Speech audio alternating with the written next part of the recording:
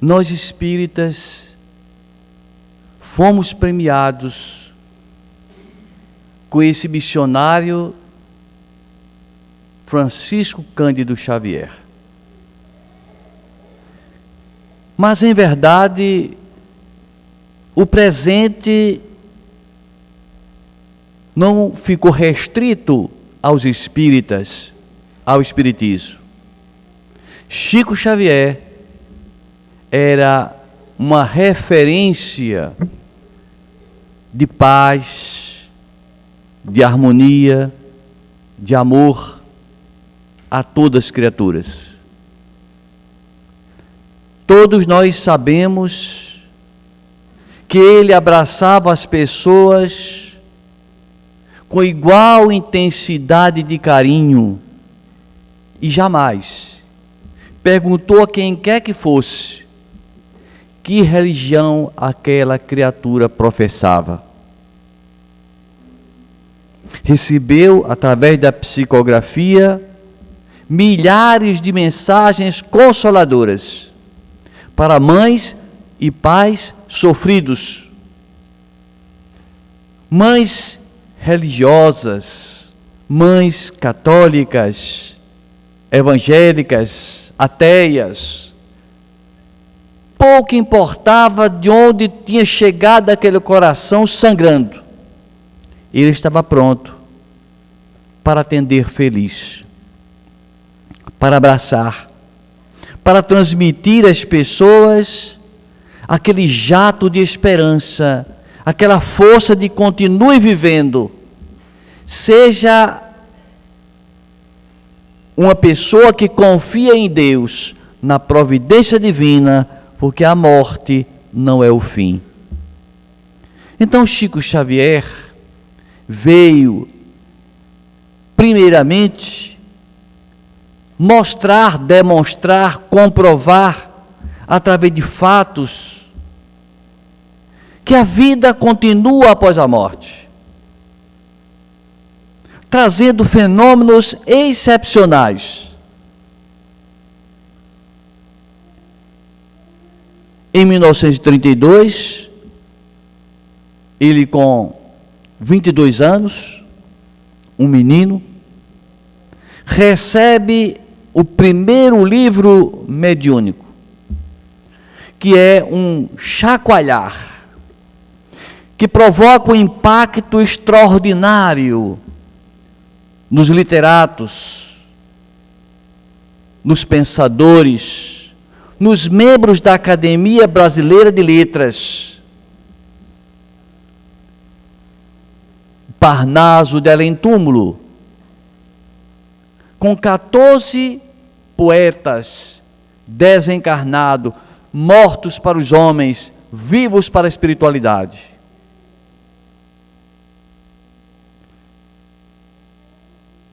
Então,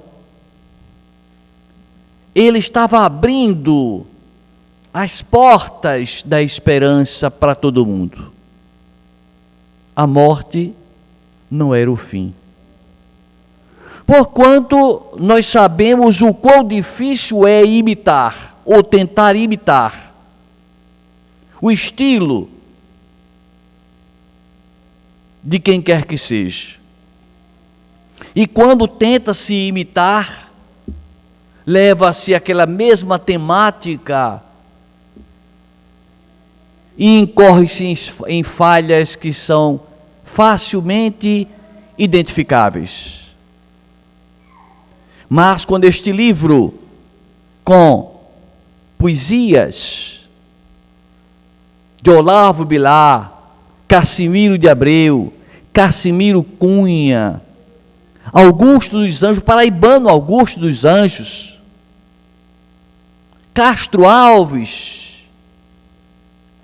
Eu morava em João Pessoa, nasci lá em João Pessoa, e eu saía de casa para estudar na biblioteca pública, na Avenida General Osório. E lá, eu buscava ler o livro, ora de Marechal Rondon, ora Espumas Flutuantes, de Castro Alves. Eu sempre fui encantado pela obra, pela poesia, pela musicalidade de Castro Alves. Talhado para as grandezas, para crescer, criar, subir, o novo mundo dos músculos sente a seiva do porvir. Estatuários de colossos, cansados de outros esboços, disse um dia Jeová: vai, Colombo, abre a cortina da minha eterna oficina, tira a América de lá. Então imitar Castro Alves era algo impossível.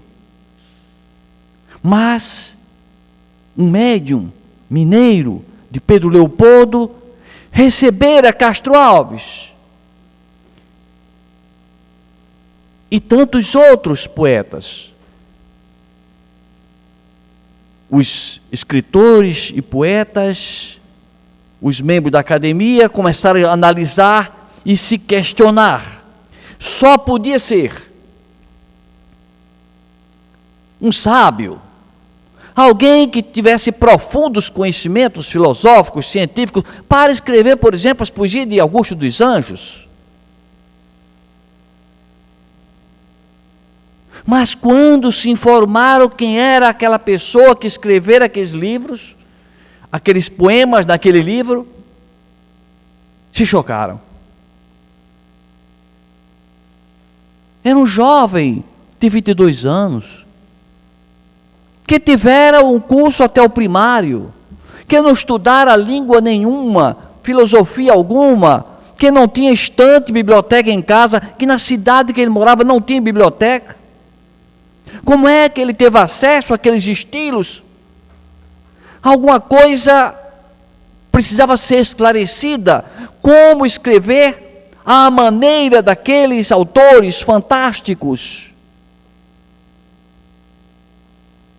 Seria verdade que os espíritos podem voltar e mandar suas mensagens? Ou seria uma genialidade do intelecto daquele jovem pobre, capaz de criar na sua mente essa capacidade impossível para todos os outros seres humanos?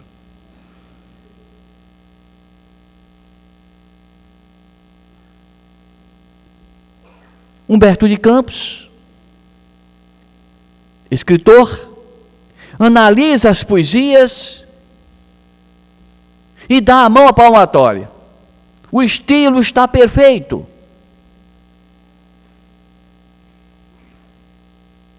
Para escrever dessa maneira, ele pode, a qualquer momento, assumir qualquer cadeira da Academia Brasileira de Letras.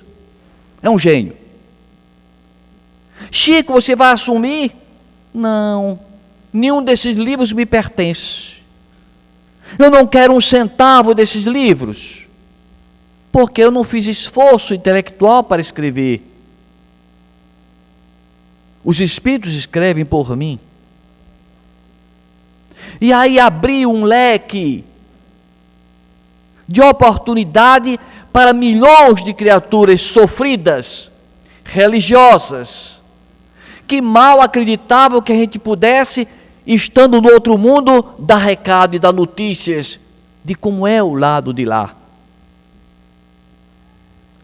Abriu-se então o caminho do conforto, do consolo, do aconchego espiritual.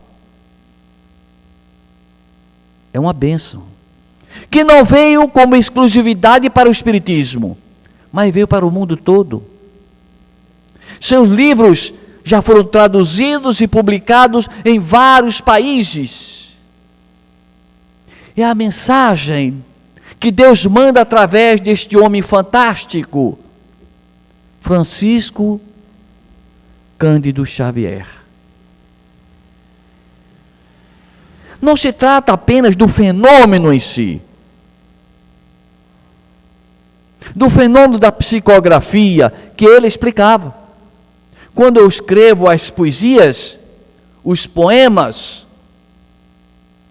eu não faço esforço. O Espírito pega na minha mão e impulsiona para que ela escreva. Ou então, mostram-me na tela mental um texto que eu copio. Ou ainda, ditam, e eu escuto e transcrevo aquilo que eu escuto. Portanto, as obras não me pertencem. Era a humildade em pessoa. Ele veio para sacudir os corações, para convocar as pessoas a amar. A amar. É verdade que no início do seu trabalho, ele volta a seus esforços na direção de abalar as convicções dos ateus, dos pseudo-sábios. Primeiramente, com o livro Parnaso del Túmulo. Humberto de Campos, que havia considerado a autenticidade daquele estilo indiscutível que ele recebia, desencarna um ano depois.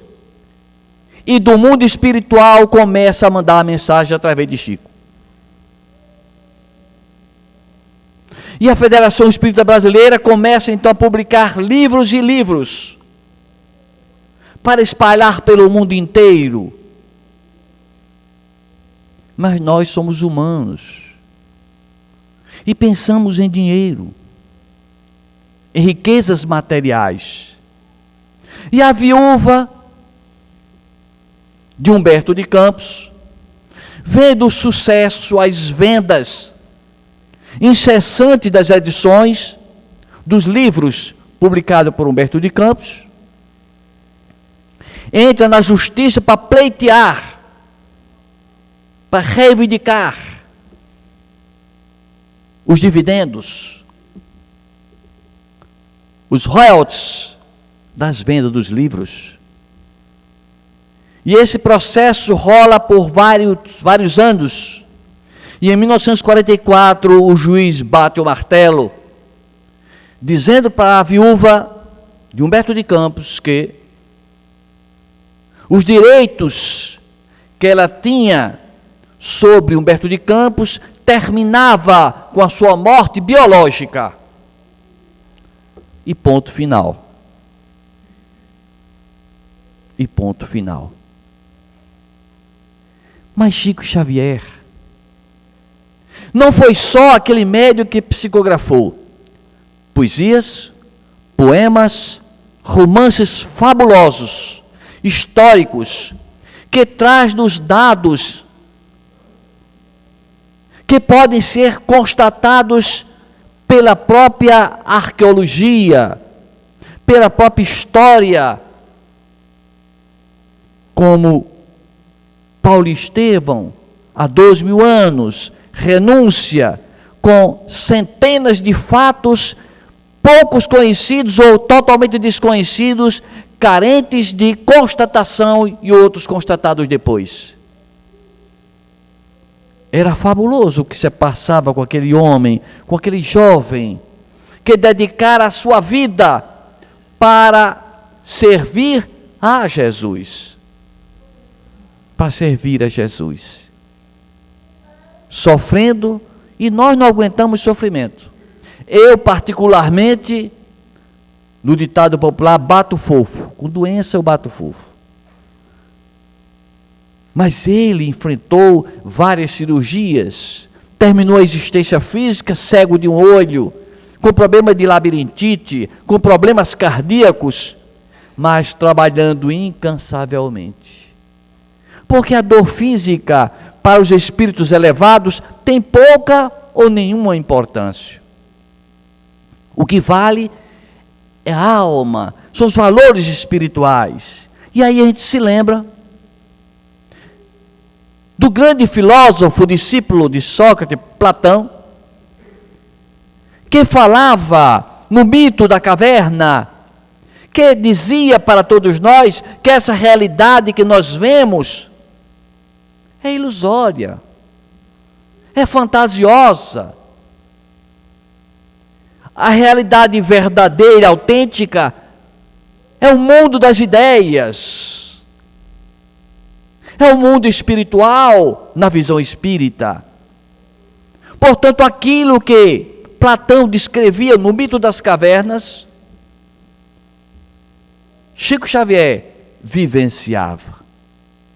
Ele dava mais importância ao mundo espiritual. Ele vivia, quem sabe, um pé na terra, outro pé no mundo espiritual. Ele vivia os dois mundos. Havia ocasião que ele recebia visita e ele perguntava: minha irmã, por favor, me esclareça, você é deste mundo ou já desencarnou? Porque ele não distinguia, via tudo tão igual, tão perfeito, tão nítido, que até pensava que alguém desencarnado fosse de carne e osso, ou alguém de carne e osso fosse um desencarnado. Ou seja, aquela ideia de que a alma é uma toalha com 2 buracos, flutuando no espaço, é fantasia, é conto de carochinha. É conto de carochinha. O meu neto tem 5 anos, o Vitor Gabriel, ele disse: vovô, se eu olhar um vulto, se aparecer um vulto, a primeira coisa que eu faço é olhar para os pés. Eu digo: pai, por quê, Vitor? Porque se tiver pé, é gente, fantasiado. Se não tiver pé, estiver flutuando, é espírito. Mas olha que idade, com 5 anos. Mas Chico Xavier, ele era um médium fabuloso de contato com o mundo espiritual, e nós todos, imaginamos que ele foi um privilegiado. Se formos ler a relação dos sofrimentos que ele passou, de fome, de pisas que levava da sua madrasta, e etc, etc, etc, e se imaginarmos que na verdade nós somos quem desperdiçamos esse celeiro de bênçãos chamado mediunidade. Nós temos mediunidade, mas não as cultivamos. Não as cultivamos. Aí dizemos que ele é o privilegiado. E você o que fez dos seus dons? Todos nós temos dons. Deus propiciou a todos nós a possibilidade de falar com o mundo espiritual. E por que não falamos? Descuido, desatenção, rebeldia, nossa, exclusivamente nossa. Mas Chico, além dos dotes mediúnicos dele, de ver espírito, de escutar os espíritos, de psicografar, de provocar fenômenos de efeitos físicos constantes nas reuniões, ele era um homem amoroso, profundamente amoroso. Há quem o dê o título de o homem chamado amor. O homem chamado amor. E nós às vezes estranhamos a doçura dele. Ele plantava no quintal da sua casa uma horta que ele tirava para fazer as sopas, para auxiliar nos custos, mas descobriu que várias formigas se instalaram na sua horta, criaram formigueiros gigantescos e não podia continuar daquela forma. Os amigos disseram: Chico, a solução é trazer veneno, vamos detetizar e matar as formigas. Espere, nossas irmãs, se mas está destruindo a horta. Não, primeiro eu quero conversar com elas. Conversar com as formigas. Conversar com as formigas. E eu me lembro quando eu estive no Rio Grande do Sul, eu fui visitar um templo budista, e caminhando na relva, eu encontrei algumas formigas gigantes de madeira, as pernas de arame, e nas costas da madeira da formiga, que imitavam a formiga, tinha os dizeres: por favor, não pise em mim, não me mate. Os budistas preocupados em não pisar nas formigas. Por favor, não pise em mim, não me mate. Aí Chico se ajoelha e vai conversar com as formigas: minhas irmãs, Isso é uma falta de caridade. Não vê que isso aqui é uma horta?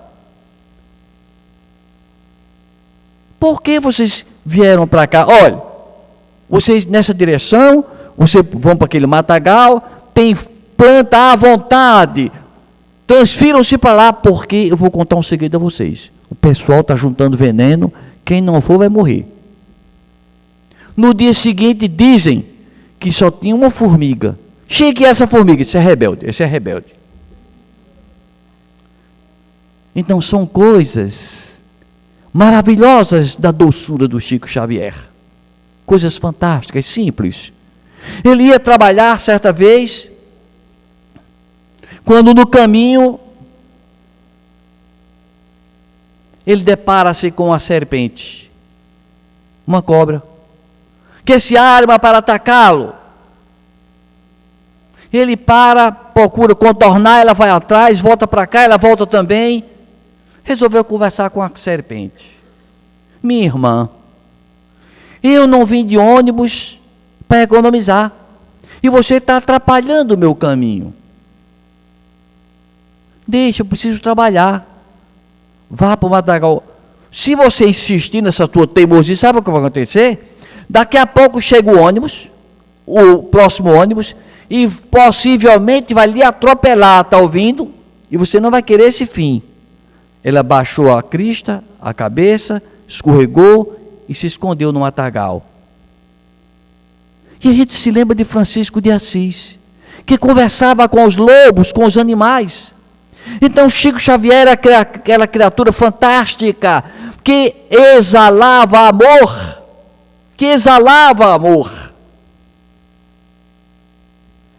Quando eu morava em Patos, nós recebemos em nossa casa Newton Boixá, um orador espírita de renome, já desencarnado. E ele, em conversa conosco, contou que costumeiramente ia assistir às sessões onde Chico Xavier psicografava. Psicografava desde cedo da noite e varava até a madrugada, 2 da manhã. Mas ele aguentava até o fim, porque o principal para ele, para Boixá, e para algumas poucas pessoas que esperavam até o fim, era para no final de tudo, tomar um cafezinho, que Chico Xavier fazia questão dele próprio servir. Ele pegava o bule e despejava nas xícaras e entregava a cada um dos que ficaram por último para cumprimentá-lo. Aparentemente não significa nada tomar uma xícara de café, só porque Chico entregou. Mas quando o Chico entregava, que você pegava na xícara, a xícara estava perfumada, a mão ficava perfumada, com perfume de rosas. Ele tomava o café e dizia: Chico, eu já tomei meu café, agora, se possível, eu quero um abraço. Estava roubando rosas, porque abraçava Chico Xavier e saiu com a roupa perfumada, e ficava com pena de um dia mandar para a lavanderia, impregnada de cor de perfume de rosas. E a gente se lembra então do desencarne de Chico Xavier. No ano de 2002 ele desencarna, mas ele era para ter desencarnado no ano de 2001. Aliás, se formos espichar a conversa, ele era para ter desencarnado décadas atrás. Porquanto ele recebeu uma meta de psicografar 100 livros. Quando atingisse 100 livros, estaria concluída a sua missão, possivelmente partiria para a espiritualidade. Ele conclui 100 livros psicografados no ano de 1969. Hermano chega para ele e diz: Chico, você está festejando porque concluiu 100 livros. Graças a Deus, eu terminei a minha missão, aquilo que eu estava proposto realizar, realizei 100 livros. fantástico sem livros. Chico quer lhe transmitir a seguinte informação da espiritualidade maior. Os prepostos mais elevados pediram que eu lhe desse a seguinte notícia: você de hoje em diante não é dono mais do seu corpo. Mas que coisa, não é dono mais do corpo. Nós somos donos desses corpos aqui, ou pelo menos nós somos responsáveis direto por eles, vamos prestar conta a Jesus desse corpo pelo uso capião desse corpo. Mas a notícia era, o recado era: você a partir de hoje não é mais dono desse corpo, esse corpo pertence à espiritualidade. Mas, e o livre-arbítrio? Existe. Se você teimar em não ceder seu corpo ao serviço de Jesus, a espiritualidade poderá levar você a qualquer momento. Se não, então deixa, mais um tempinho. Então Chico era para ter desencarnado quando completou 100 livros, em 1969. Mas acontece aquele detalhe: nós permanecemos aqui se aqui for mais importante para a nossa elevação espiritual. Nós desencarnamos se a nossa elevação espiritual será mais importante com a nossa presença do lado de lá. Então, cada qual que põe a sua barba de molho, cada um de nós que se autoexamine e diga: eu estou sendo uma pessoa importante aqui na Terra? Porque se não estiver sendo importante aqui, pode arrumar bagagem, viu, que a passagem está chegando. Seja importante, porque permanece aqui aqueles que aqui aproveitam as lições da vida. Partem para lá aqueles que aqui não precisam mais, porque lá tem trabalho mais importante do que os daqui. Mas, como dizíamos, ele era para ter desencarnado em 69, e no ano de 2001, ele teve uma pneumonia. Pneumonia foi essa que foi hospitalizado. O estado dele era gravíssimo, gravíssimo. Era provável que ele desencarnasse em decorrência daquela pneumonia. Mas ele havia pedido a Deus, segundo o seu filho adotivo, Eurípides, ele tinha pedido e pedia sempre: Jesus, eu quero desencarnar no momento que as pessoas estejam felizes, para não atrapalhar a mim, para não se envolverem com o meu desencarne, para não dar atenção demais aos meus fatos vividos. Então, Chico, na sua humildade, dizia para Jesus: Jesus, eu não quero morrer de tal forma que as pessoas fiquem todas sofridas e corram para chorar, e isso pode até abalar a minha alma. Eu quero morrer num dia que o Brasil esteja tão feliz que ninguém nem se lembre de mim.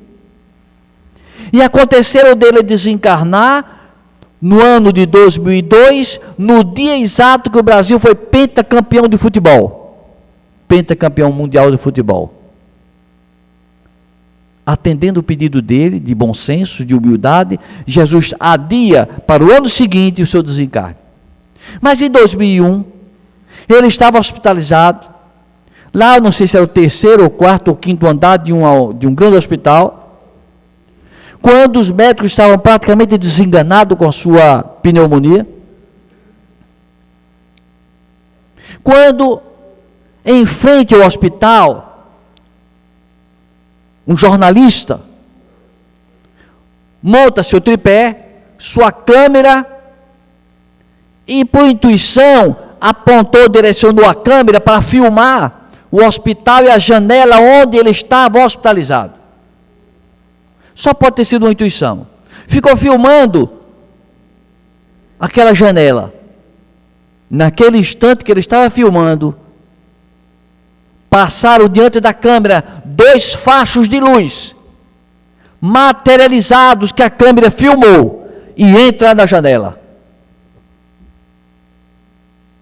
Ele assustou-se, viu e reviu a filmagem. Não era montagem, não era truque, não era reflexo, era uma luz espiritual. Adentrou o hospital, conseguiu falar com Chico, com o médico, e o médico disse: a partir dessa hora que você viu essas luzes em diante, Chico começou a melhorar do seu estado de saúde.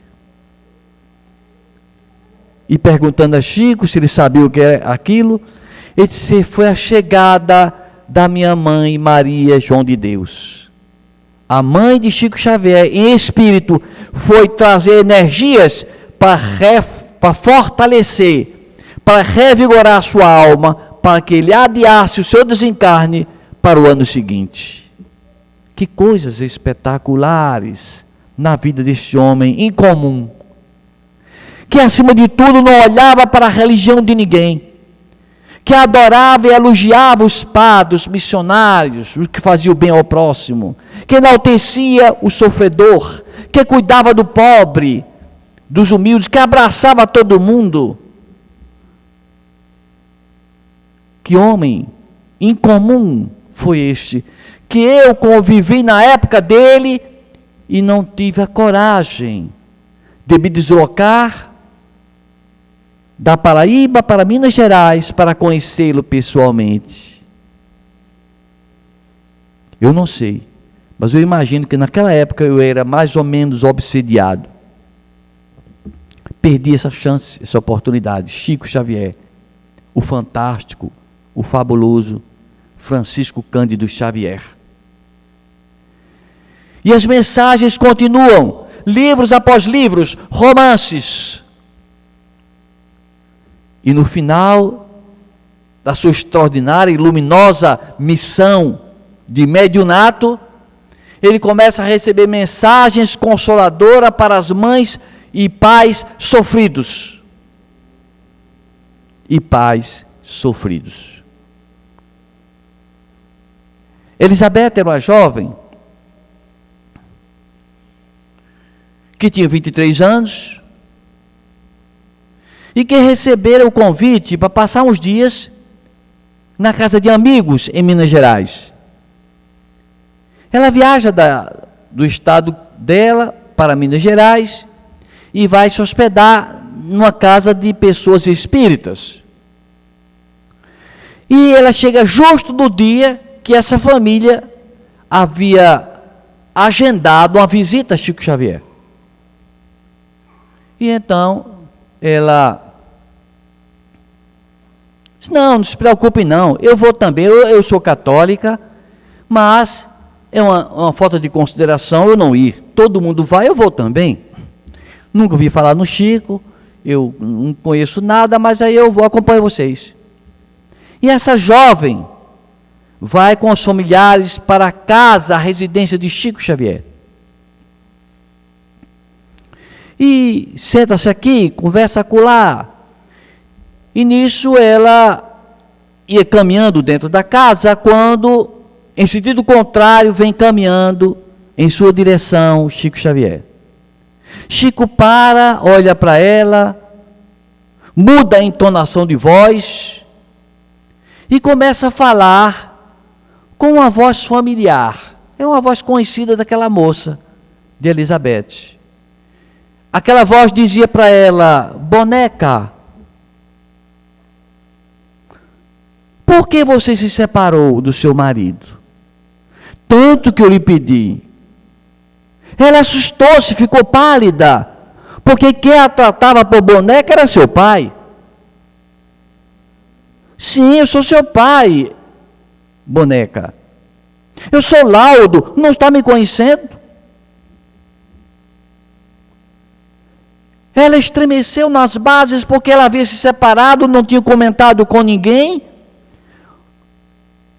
E realmente seu pai, em vida, dizia para que ela não se separasse. Tudo encaixava com perfeição. Ela mal se refez Chico mudou de fisionomia de novo, mudou de timbre de voz e disse para ela: Beth. Era outra voz, era uma voz feminina. Beth, que saudade de você, minha filha. Era a mãe dela. Inesperadamente ela conversa com o pai, em seguida com a mãe, mata as saudades.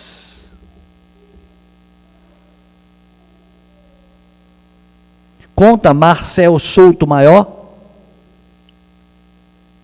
o articulista, que Elizabeth adentrou a casa de Chico Xavier catolicíssima e saiu espiritista ou espiritualista. Quase espírita. Também não é para menos. São fenômenos desses jais que transformam as pessoas, não especificamente espíritas. É o convite de amor para toda a humanidade. Porque não é só espírita que morre, não. Católico, evangélico e ateu também morre. E sente saudade. E sente o pavor da morte se aproximando. E o desespero do seu parente querido partir para o além. Quem é que não sente isso?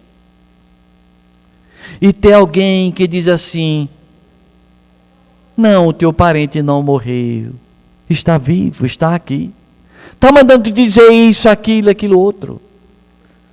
É realmente uma grande felicidade para a alma humana esse aspecto consolador da lei de Deus, esse aspecto consolador do Espiritismo.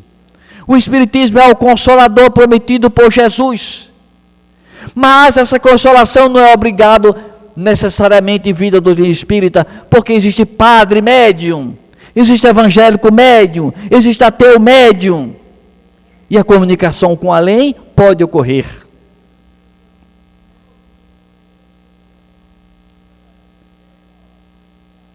Chico Xavier,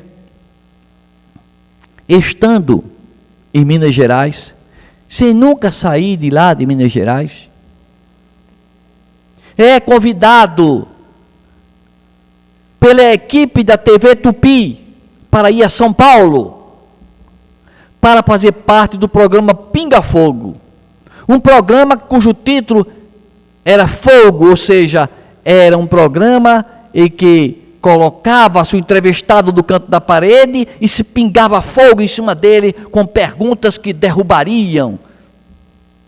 Era um programa de políticos, na sua grande maioria. Mas, em julho de 1971, a equipe da TV Tupi vai a Uberaba convidar Chico Xavier para fazer parte desse programa de repercussão nacional, um programa ao vivo. E Chico estremece. Estremece porque ele sabia que esse programa era realmente de pinga-fogo. Mas Emmanuel disse: vai, nós estaremos ao seu lado. Foram 2 programas pinga-fogo. Nós precisamos chegar em nossos lares, acessar o YouTube e tornar a assistir essas 7 horas de debates nos 2 programas Pinga Fogo de julho de 71 e de dezembro de 71, para sentirmos a grandeza de Deus, o milagre da espiritualidade, conclamando a humanidade inteira a confiar de que a vida continua e que Deus é amor e misericórdia.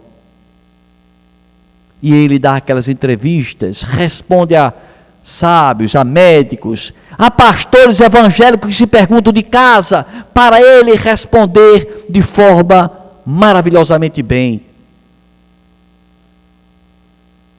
Chico Xavier, quando foi observado que ele adentrava em questões da própria medicina, uma junta de médicos da Universidade de São Paulo e da Unicamp de Minas Gerais entra com um pedido para ter uma entrevista particular com Chico Xavier dentro dos escritórios da diretoria da TV Tupi. E Saulo Gomes vai a Uberaba, convida Chico e Emmanuel diz: vai, eu estarei ajudando. Então imagine o que uma pessoa sem instrução, diante de 6 médicos, professores das 2 universidades famosas do Brasil, a fazer perguntas de medicina, desde as 2 horas da tarde às 10h30 da noite, e saíram boquiabertos, estarrecidos. Era a realidade do mundo espiritual que agitava, sacudia a crença do ser humano. Aquele homem não podia ter tanto conhecimento assim, só podia ser os espíritos. Então, se são os espíritos, é verdade que a vida não acaba com a morte.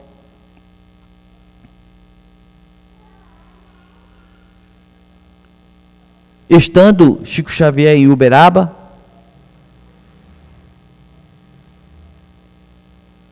aliás, me parece que ainda era Pedro Leopoldo, quando ele recebe uma mensagem de um jovem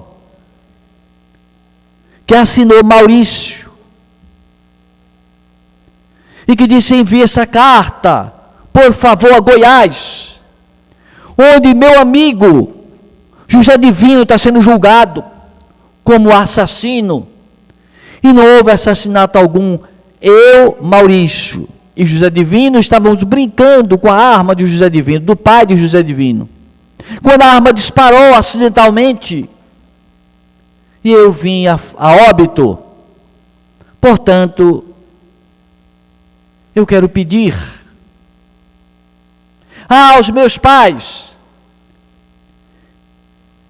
que não exijam a condenação, mas sim a absolvição de José Divino. Ele é inocente. Porque os pais do falecido rapaz tinham entrado na justiça, querendo que fosse preso o José Divino, porque achava que tinha sido intencional aquele tiro, aquele disparo. E há um julgamento incomum na história jurídica do Brasil. Incomum. O juiz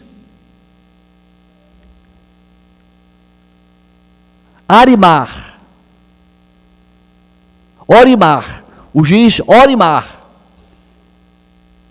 acolhe aquela carta que foi enviada pelo correio, anexada aos autos, e ele diz: olha, essa carta, a descrição do morto, de como foi o acidente, confere com a perícia em que descreve a trajetória da bala, confere, coincide com o depoimento do réu que se diz inocente. E a assinatura na mensagem do falecido Maurício é idêntica à assinatura da carteira de identidade. Portanto, ele é José Divino inocente. E nesse caso abalou o mundo, de repercussão internacional. O morto vem para defender e absolver o réu de uma culpa. É a doutrina de Jesus, é a doutrina da verdade. Não vamos dizer que é o espiritismo, é a verdade que vem à tona, é a comunicação dos espíritos que torna-se patenteado a todos nós. Graças a Deus que a vida continua. Que bom é saber que a vida continua, que nossos mortos não estão mortos, que poderão nos visitar, que poderão nos abraçar, que poderão matar as saudades, que poderão dar notícias. Como Deus é misericordioso. Por isso, nós tivemos em Francisco Cândido Xavier, esse missionário de Deus, e nesse exercício da sua mediunidade fabulosa, que agradecer pela sua presença aqui na terra, pela sua missão, pelo seu mediunato fantástico, fabuloso. Obrigado, Chico, onde você esteja, por tudo que fez pelo Espiritismo e pela humanidade inteira. Graças a Deus.